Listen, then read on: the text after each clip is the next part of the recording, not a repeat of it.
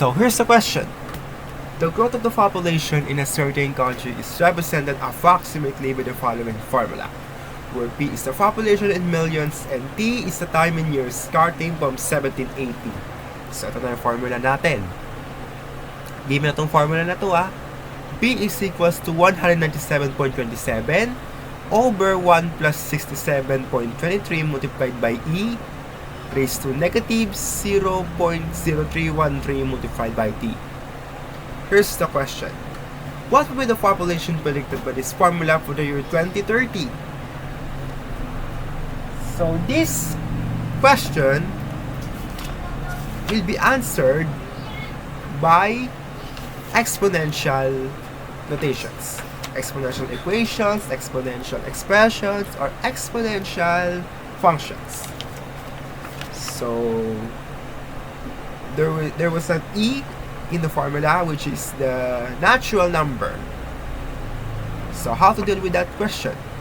First, we need to find the value of T.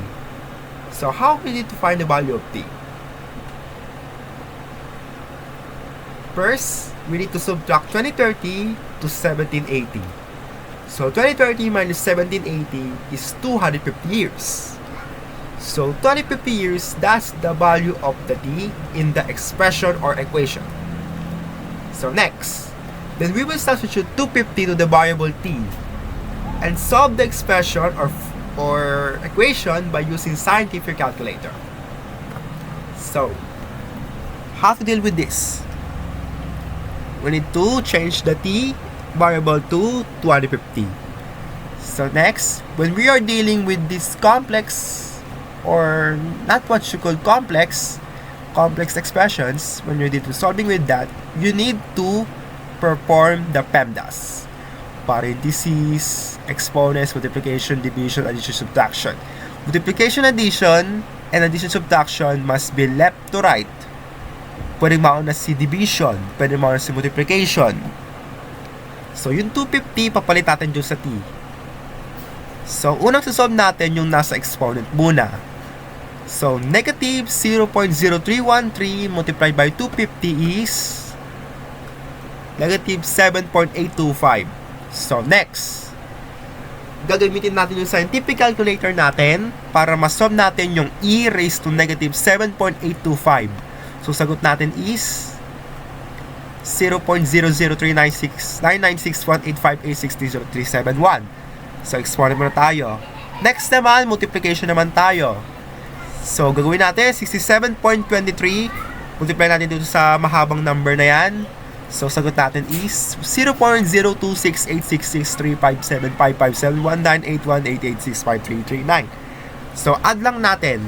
I-perform mo muna yung nasa loob. Yung nasa denominator muna nasa loob bago kayo mag-numerator denominator, mag-dividean. So, pag in-add natin yan, ganyan lalabas. So, 197.27 divided by 1.02686635755719818865339. So, dito natin siya magdi-divide. So, yung final answer natin is 192.108737956206465. Pero meron dapat tayong tandaan kapag ganito ang tanong natin. Since we are talking about the population, we need to round up our numbers to the nearest whole number. Bakit whole number? Kasi pag population, whole number dapat yan. Meron bang population na 1 million point 5? May kalahati bang tao? Wala. So, ganyan lang kasimple. So, yung final answer natin is 192. Yan na yung population ng certain country sa indicated sa problem.